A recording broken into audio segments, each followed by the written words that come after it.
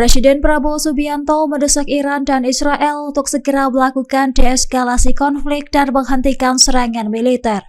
Seruan itu merupakan satu dari 3 poin utama yang konsisten disampaikan pemerintah Indonesia dalam menyikapi konflik bersenjata. Selain itu, pemerintah juga mengecam keras segala bentuk agresi dan penyerangan lintas negara yang menimbulkan korban jiwa dan kehancuran. Dikutip dari Kompas.com, pernyataan itu disampaikan langsung oleh Kepala Komunikasi Kepresidenan Hasan Nasbi di Gedung Kuartir Nasional, Jakarta Pusat pada Senin 16 Juni. Bahkan Prabowo menegaskan pentingnya penyelesaian sengketa melalui jalur diplomasi dan hukum internasional yang adil.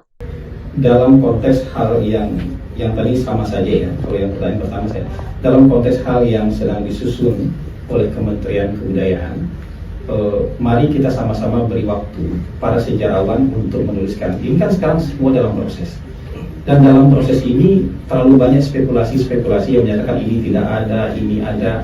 Coba kita biarkan para sejarawan ini menuliskan ini, dan untuk nanti kita pantau, kita pelototi, kita periksa bareng-bareng.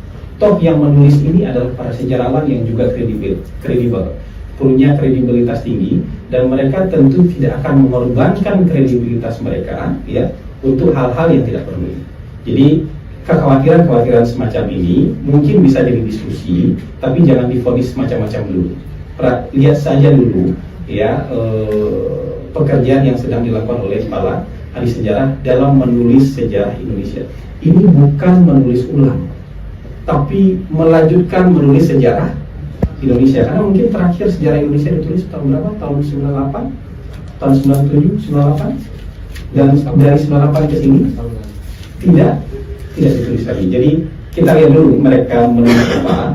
Sudah kita punya draft resminya, nanti baru kita koreksi bareng-bareng. Kira-kira begitu juga oleh Sekretaris Kabinet. Download Tribun X sekarang, menghadirkan lokal menjadi Indonesia.